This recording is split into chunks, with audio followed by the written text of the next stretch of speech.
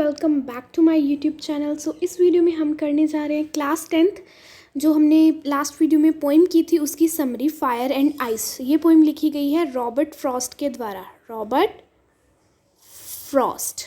ठीक है, so start करते हैं। उससे पहले कुछ वर्ड मीनिंग्स है जो कि इंपॉर्टेंट है इस पोइम के लिए। फर्स्ट वर्ड मीनिंग है from what I have tested, from my experience, जो मैंने एक्सपीरियंस की है उससे। Tested of desire, experienced passion, same मतलब है इन दोनों का। Hold with those, support with those, मैं उनको सपोर्ट करता हूँ। पोइट कह रहा था कि ना मैं उनको सपोर्ट करता हूँ जो कि फायर को फेवर कर रहे, तो उसमें ये लाइन आई है। पैरिश मतलब डिस्ट्रॉय, इनफ सफिक्स या फिर इसको हम इन सफिशेंट या सफिक्स दोनों ही कह सकते हैं। डिस्ट्रक्शन रियून, और सफिक्स इनफ या फिर सफिशेंट। ठीक है, so these are some important word meanings of this poem. अब हम समरी करते हैं। So let's get started. Fire and Ice is a short poem by Robert Frost. In this poem, the poet refers to predictions how the world would end. तो fire and ice एक छोटी सी poem है जो कि किसने लिखी है, Robert Frost ने लिखी है। इस पोइम में पोइट दो प्रिडिक्शंस मतलब कि अंदाज़ा लगाता है कि वर्ल्ड कैसे एंड होगा। सम से it will and in fire, कुछ लोग कह रहे हैं ये जो वर्ल्ड है वो किस में एंड होगा, फायर मतलब कि डिज़ायर से एंड होगा। वेयर एज सम से it will and in ice, और कुछ कह रहे हैं कि ये आइस के कारण ख़त्म होगा।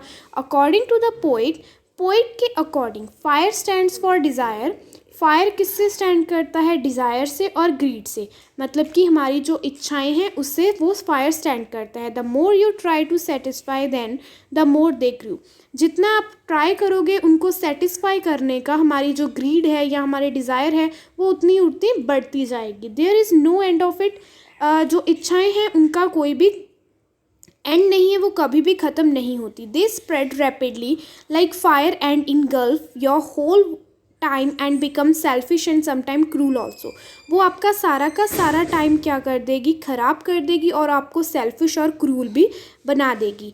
ऑन द अदर हैंड, और दूसरे हाथ में, ice according to the poet के अकॉर्डिंग आइस जो है वो स्टैंड करती है हेट, कोल्डनेस और रिजिडिटी के लिए। One become insensitive and indifference towards the feeling of other. The poet say that both fire and ice are growing with such a rapid speed that the world would soon perish either in a way fire or ice। तो poet कह रहा है कि जो fire है वो stand करती है रिजिडिटी, कोल्डनेस और जो हमारी हेट है उसके लिए।